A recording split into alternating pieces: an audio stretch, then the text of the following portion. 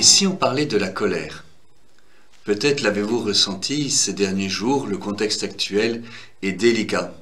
Nous sommes parfois habités par une colère et nous ne savons pas quoi en faire et qu'en penser. Je voudrais m'appuyer pour cela sur le livre du Père Pascalide, Les 7 péchés capitaux, le chapitre 7, le jour de la colère. Qu'est-ce que la colère? La colère est une passion. Une passion, c'est un mouvement spontané de notre nature sensible. C'est une passion que nous partageons avec les animaux.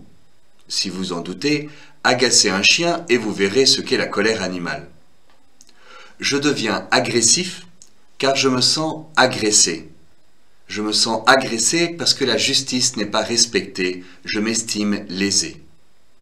Le discernement concernant la colère n'est pas aisé. En effet, il y a de justes colères.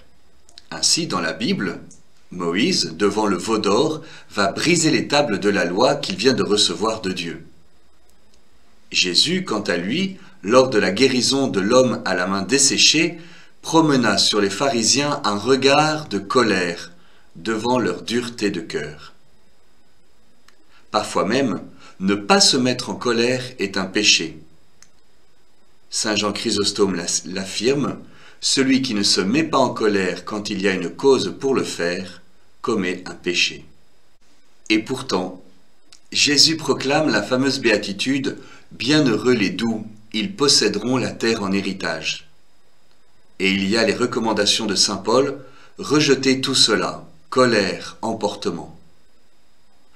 Alors, comment discerner si ma colère est un péché ou non? Ce sera l'objet de la prochaine vidéo.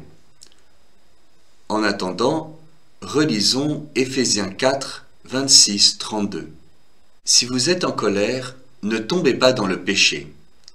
Que le soleil ne se couche pas sur votre colère. Ne donnez pas prise au diable. Aucune parole mauvaise ne doit sortir de votre bouche. Mais s'il en est besoin, que ce soit une parole bonne et constructive, profitable à ceux qui vous écoutent. Amertume, irritation, colère, éclat de voix ou insulte, tout cela doit être éliminé de votre vie, ainsi que toute espèce de méchanceté.